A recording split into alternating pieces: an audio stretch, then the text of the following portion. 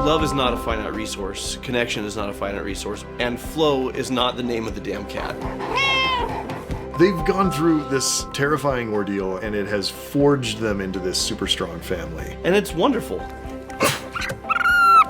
We're seeing characters who are innately, to their core, different. And then them coming together and forming this unit is inspiring in a way.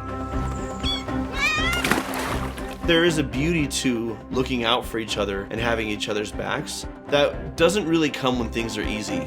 And this is where I will acknowledge my limitations. I have no idea how to reach a secretary burden therapy.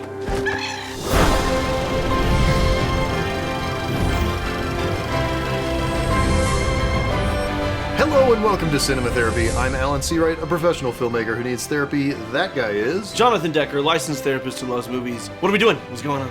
Well, I figured we'd sit here in silence and just let the world wash away. We're going to talk about Flow! Oh my gosh! Oscar-winning Best Animated Film of 2024. Flow, made by a guy named Gentz and 12 people in France or something. Well, so it's Latvian production, I guess, but... It is... Okay, this movie, I thought it was a joke.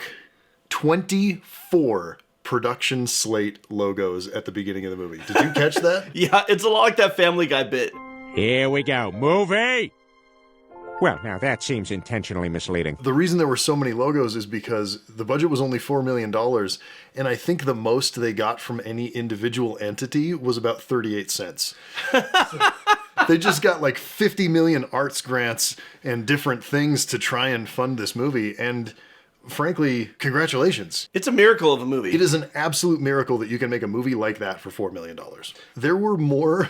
like desktop background screensaver shots in this one movie than I've ever seen in any single movie. Yeah. It was beautiful to watch. But let's talk about a cat and a capybara and a lemur and a dog and a secretary bird. Mm-hmm. In a post-world world. The world's still there. No, but it sounded good. Well, you've got me there. Again, like I said, beautiful. Well, something that I like about this universe is that it's not explained. You know, so it's like, do we worship cats? There's cat statues, there's bunny statues, but like cats seem to be the focus, at least in this part of the woods. Why is there a great flood? That's recurring? That's recurring. I do love that a lot of the dogs are aggressive, and then this golden retriever is just kind of super chill. He is maximum... like Gandalf vibes. We're gonna get to meet the characters in our movie, which are non-anthropomorphized in that they don't talk and they don't really emote the way humans do. They do things a lot like the real animals do, except for steer the boat. Except for steering a boat and complex problem solving. Yeah. Other than those two things, they're just like real animals. But I don't know, the whales in this universe are mutated, so I wonder if like the animals are extra intelligent. Maybe they're all extra. Yeah, sure. It doesn't matter because there's good times to be had, and again, just watching it is like, how do you make this movie for $4 million with open source animation and software, and it's gorgeous? Well, the way you do it is a lot of really talented artists, and then the $4 million shows through in... particularly in that scene, and in many of the scenes, the animation of the dogs. The animation of our main cat, is the cat named Flo? No, the cat's name is Cat. Cat's name is Cat. Flow is what happens with the water, just like Jaws isn't the shark, it's just teeth. Like, I get it.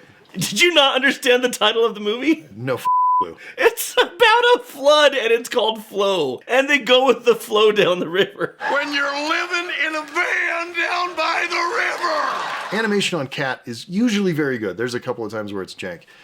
Animation on dog and all of the other dogs and several of the other animals, that's where you can really, really tell what the budget of this movie was. Not because the animators weren't good, because all of the posing was really strong. And the like key poses of the animals felt very naturalistic. Yeah. The issue is, and this is where the money comes in, because money equals time. Animators' time is expensive. And number of animators. Yeah. And they clearly didn't have enough animators and didn't have enough time for the animators to do all of the in-between frames. Yeah. So there's a lot of great key pose, Bezier curve in between. Yeah. That the computer is just interpolating, and it just, it didn't feel up to the standard of like the super high-end animation that we see coming out of, big established studios Yeah, with a big budget. What I wanted to talk about in this scene, we have Dog, who is clearly, he's either a golden retriever or a yellow lab. I can't really tell. But either way, super friendly boy, is trying desperately to make friends with Cat.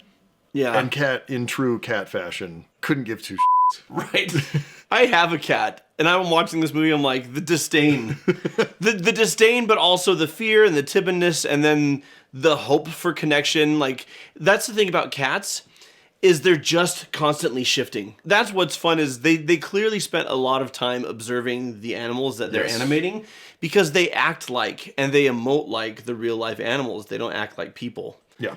Which is why it's so weird when they just start steering the damn boat. When was the last time you needed to go to the doctor, but you just pushed it off? Made the excuse, I'm too busy saving this cat from a bunch of mean birds. Or this broken wing's just gonna heal on its own. Or, I don't know which doctor will be able to fit me in during the middle of an apocalyptic flood again. I think we've all been there. We certainly have. Booking a doctor's appointment can just feel so daunting. But thanks to ZocDoc, there's no reason to delay. They make it so easy to find and book a doctor who's near you and right for you. ZocDoc is a free app and website where you can search and compare high-quality, in-network doctors. And click instantly to book an appointment. It's faster than submerging a cat-themed cottage under a rising flood tide. We're talking about in-network appointments with over 100,000 healthcare providers across nearly every specialty. From mental health to dental health, eye care to skin care to capybara care, and so much more. No guarantee is on the capybaras. And when you're searching for a doctor, you can filter for ones who take your insurance, are located near you, and who treat basically any condition you're searching for. You can also see their actual appointment openings, choose a time slot that works for you,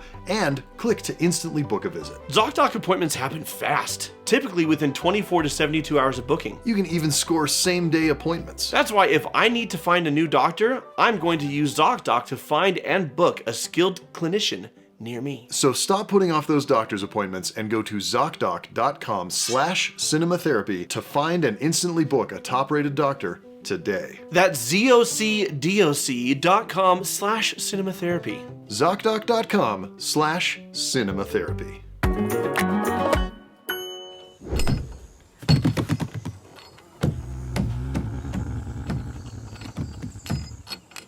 So, to your point about the fear, and then we'll talk about sort of curiosity overcoming fear. Mm-hmm. But one of the things that I really, really loved about this movie is just the long shots. Yeah. Like, it's a bunch of oneers. Bunch of big long oneers. And listen, these are, for real life, these are impossible camera moves, right? Yeah. But this isn't real life. But that's one, yeah, that's a beautiful It's about thing. a cat named Flo. No, it's not. It's about a cat named Cat. I love that Capybara just sleeps through everything. He's either asleep or he's making friends. Yeah. All he does. Which is why he's totally my spirit animal, I decided after this movie. Like, because he's sleeping, he's eating, he's making friends, and, that's his life. And I'm like, that's a pretty good life. Mm-hmm. And if he's eating, and there's no one new to make friends with, he's like, all right, I'm out. Yeah. I'm just going to go nap underneath the deck. I think I'm probably Secretary Bird. Yeah. Because I'm aloof and snooty and kind of a jerk. And your wings are broken. Oh. Yes, very sad. Anyway, it got me thinking. You know what this reminds me of? Do you remember way back in 2000, the Disney movie Dinosaur? I remember that it exists, and I know that I saw it. It's not that great. The first 5 minutes are fantastic, and they released that as an extended trailer because none of the animals talk. They all just act like what we presume dinosaurs to act like, right? Once they become anthropomorphized, the movie kind of loses its magic. Sure. This sustains it through the course of the film, and so you really do feel like, not like you're watching a cat character, you feel like you're watching a cat. Mm-hmm. And then natural empathy for real life animals kicks in, and when his little ears go down and he droops down like this and his eyes get big, you're like, oh, please keep him safe. Yeah, when he does the airplane ears. Yeah. Yeah. There's several times he fell overboard and I'm like, oh no, swim, little fella, get back on the boat.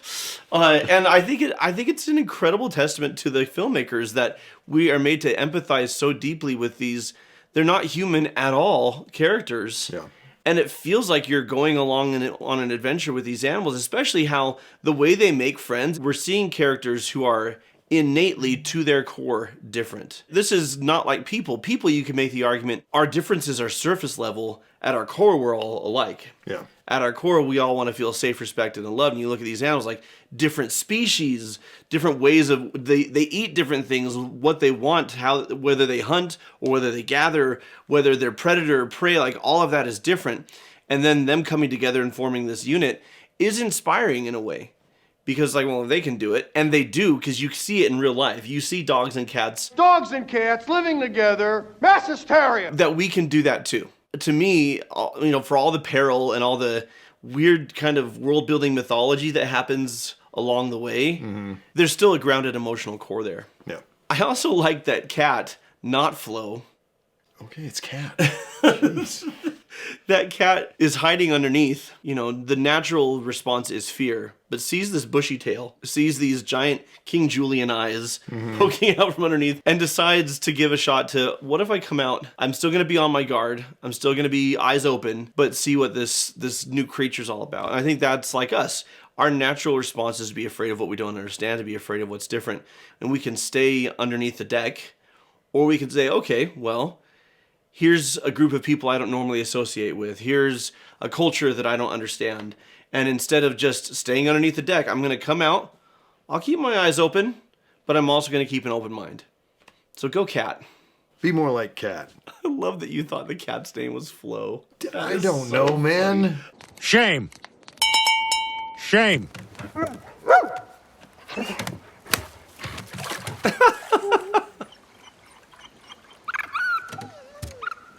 I love that Secretary Bird's impatience with the whole situation basically leads to almost a giant catastrophe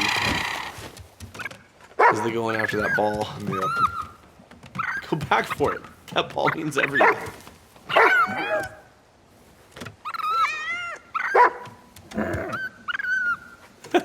Secretary Bird is giving major, like, I'm not gonna turn this car around dad vibes. Like, I don't care. I don't care that you saw an amusement park. That would be my middle son attacking me from behind.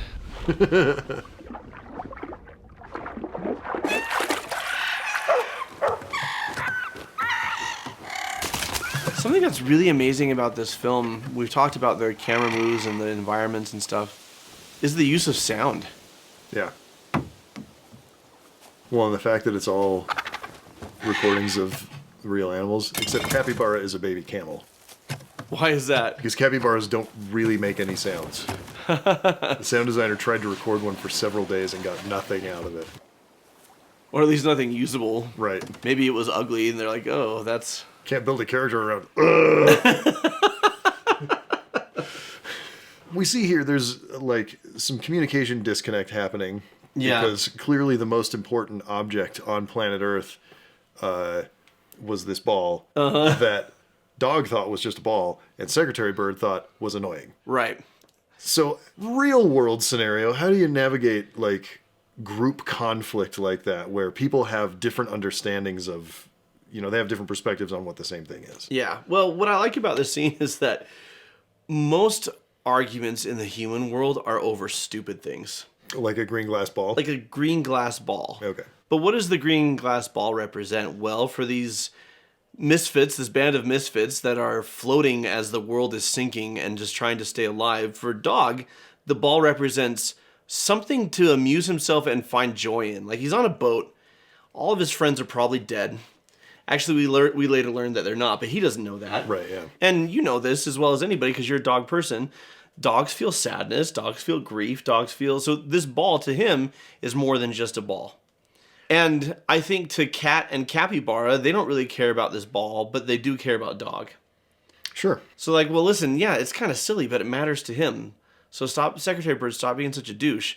And then Lemur is literally just obsessive. He's an obsessive hoarder.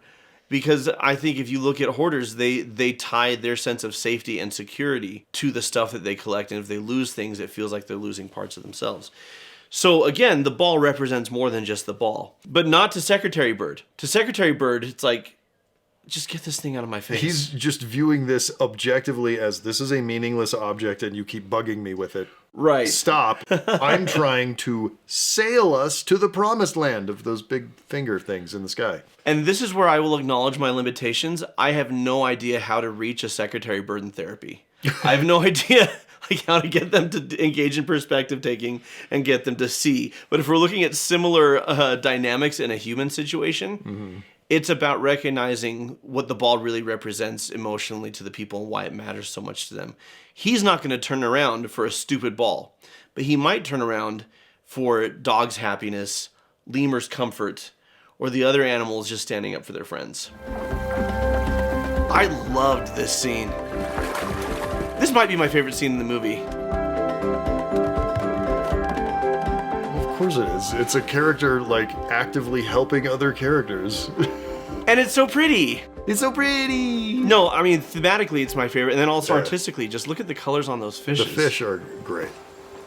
Like, if you're gonna make mythological, not real fish, make them all the colors of the rainbow. Also, I'm not sure the original intent was to help everybody. It might have just been to have like a full buffet. Because look at cats like, oh, like this was just for me.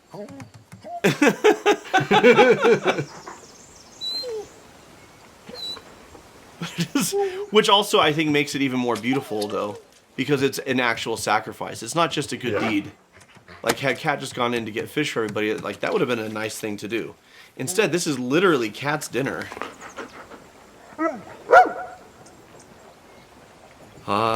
Majestic secretary bird. Excuse me, sir. I brought you this Tasty fish. shiny red blob. So long, and thanks for all the fish. I love that moment from Secretary Bird where what I'm reading into it, because again, who the heck knows? But what I'm reading into it is just the confusion of like, oh, are we all part of, are we helping each other now? Yeah. Because I'm just sailing this boat. Yeah. Like you all happen to be on it, but I'm just here sailing it. Well, Secretary Bird did defend and protect Cat earlier. And so this is Cat saying thank you. So what's curious to me is that Secretary Bird seems surprised. That's the thing about this movie. It could also be called We Don't Know. It could be called Headcanon the movie. And that's not an insult. That's like it's deliberately built that way where all these things that happen are never fully explained. Yeah. One of the things that I get out of this scene is it's the first time that we really see Cat starting to not just acknowledge the group, but acknowledge like that they're a part of the group. Yeah. Right? They have a role that they can fill. Like, hey, I'm good at fishing. I can go get fish. Secretary Bird, you keep steering. Dog, you keep being adorable. Well, up until this moment, Cat's been on the boat out of necessity, but like in its own corner, in its own space, and has received acts of kindness with confusion or kind of like, okay. But you look at the beginning where Dog just really wanted to play and Cat just like, the clip we watch and Cat just goes into the house. And then throughout the film, we see several times, which was one of my favorite aspects, was Dog just enthusiastically wanting Cat to play with him and Cat just being indifferent, because I've seen that happen in real life. And so for a Cat to see Dog, who's like, fish? And decide to do something kind is actually very beautiful. And weirdly, I mean, I love the psychology of animals. I'm not an expert. I do think they're fascinating. And you see animals, my cat, I have a cat at home, who started off as an animal that just lived to receive affection, growing into one that gives it. And so I think that's beautiful. So I guess the ground cracked open, fissures, earthquakes, and all the floodwaters just drained. I think it's a choice that the forest is as beautiful as ever because it would actually be devastated and nasty, but you know what? We don't want a devastated and nasty forest at the end of our movie. Sorry, I'm stepping on the dialogue. That's just really important lines, man. We might have to back up. I do like that they made one film that they don't have to change at all and it can play around the world. Yeah.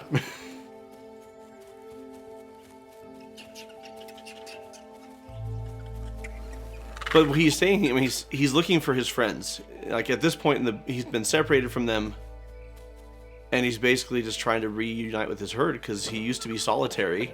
Yeah. And then he found this family on the boat. Yeah. He finds Lemur, but Lemur A has, his crew back, and B is the center of the team because he's got his mirror. Yeah. Check this out, guys. Check out my iPad. It's very much that energy. I do like that Lemur, though, then... Like, one last thing, I will take you to them. I still care. And that's, when you look at human psychology, we have different groups in different times of life. Yeah. We have different found families, and sometimes we can unite the clans, as it were. Sure. Or sometimes we have, here's my found family in this place where I live, but when I travel back to where I used to live, I can spend time with this group. And the fact is, love is not a finite resource. Connection is not a finite resource. We treat it like it is sometimes, like we've only got so much to give. We don't. Yeah. We can just keep unspooling it. And so I like that Lemur now has two party crews. Two groups. This has been a really interesting transition for me to go through as a middle-aged man. And that's like, we kind of culturally sort of valorize the like ride or die best friends from, kindergarten until we're dead, like friendships, right? And that's like the sort of ideal culturally is like you have your group of friends and your friends forever.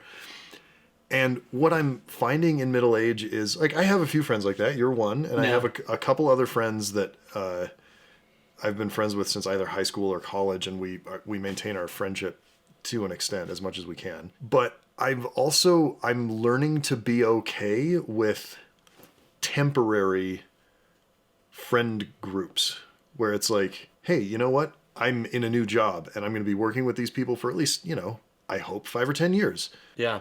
We're going to be friends and we're going to form a connection and we're going to whatever. And then when that's done, maybe we'll drift apart. Yeah. And that's okay. Well, you live long enough and you stop mourning, oh, we won't be able to spend as much time together as we used to. Or, you mourn it a little bit, but the fact is you find people again. And there are people you don't talk to for 2 or 3 years and then you say, hey, let's get lunch. And it's as good as it ever was, Sure. But it's like, I remember when we first got together, it was a couple of years before we started the show and like reunited after college. And we just kind of picked up, And that's the thing is we don't always have room in our life for all of our connections.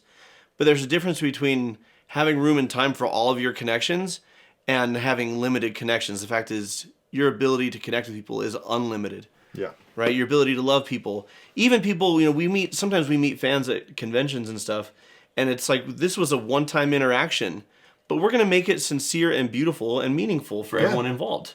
And it's wonderful. Love is a great thing. Connection is unlimited, and flow is not the name of the damn cat. Oh no! Not Capybara. Not Capybara, he's the glue. He is the glue. And here I thought that was horses. Oh, they all died to make glue. Oof. So, if we're looking at character arcs, though, Cat started the film just looking out for Cat. Yeah. And now Cat went to get away from Dog. Yeah.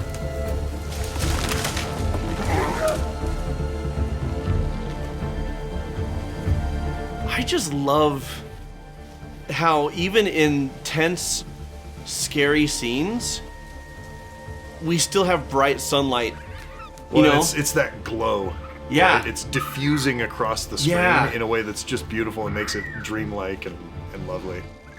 And also, not to ruin your day or anything, but putting a bunch of glow on that hides a lot of flaws. Which is really smart. It's super smart. It's super, super smart filmmaking. No, that's like, again, back to the shark and Jaws we've talked about before. Yep. If the shark's not working, a lot of the amazing filmmaking in that movie is hiding the flaws. Exactly. So I see that as a feature, not a bug. I guarantee they either had conversations or the writer-director, looked at this and was like, how can I hide some of this stuff? Oh, hey, I'll just put a big glow on it. Oh, now it looks really, really pretty. Okay, great. Yeah. But I love that you're commenting on that because that's filmmaking. Yeah. As a filmmaker, I love having restrictions. I would rather have restrictions than a big blank canvas. Yeah. Gotta get scrappy. Yay! We're all together. Woohoo! Dog just like spinning, chasing its tail in happiness is the most dog-like thing. I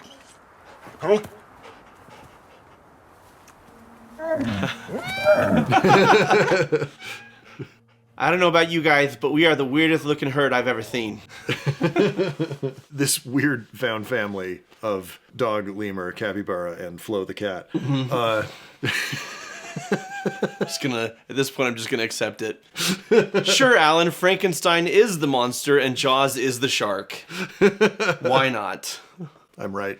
They've gone through this, terrifying ordeal and all of this stuff, and it has forged them into this super strong family. Yeah.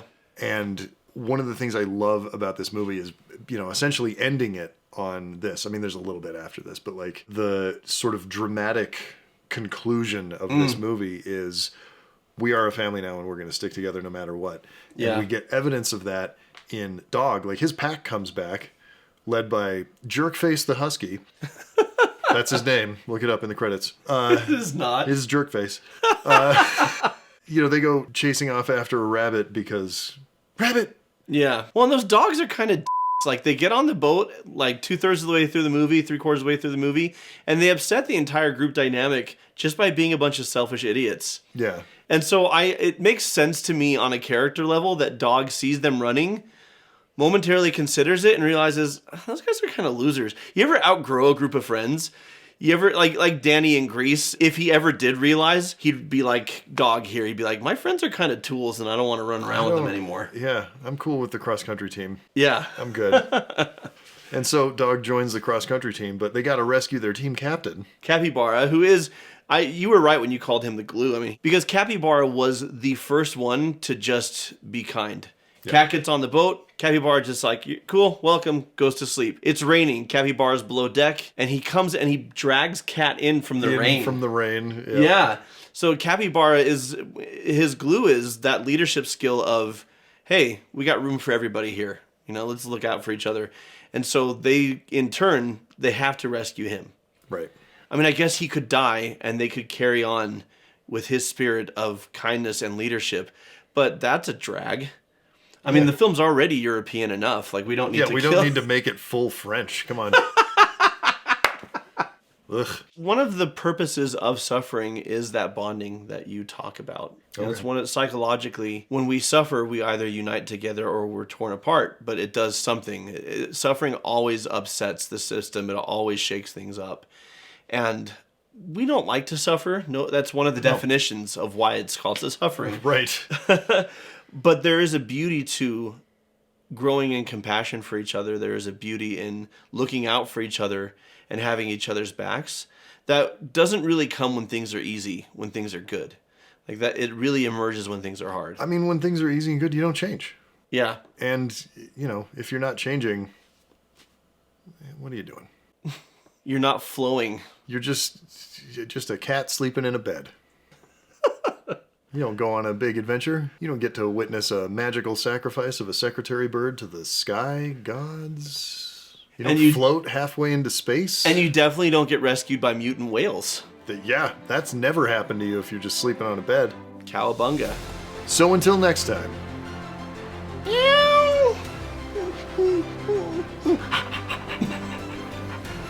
Gosh, this movie with no dialogue and watch movies. Oh boy. We want to thank our patrons over on Patreon who get extended director's cuts where Jono makes fun of me even more for misnaming the cat. And there's a lot of other stuff on our Patreon as well, including some behind the scenes of this guy. This good boy. This good boy hanging out on set. Patrons with names like Rashid, Gab, Laura Larson, Marvel, Gary Cheong.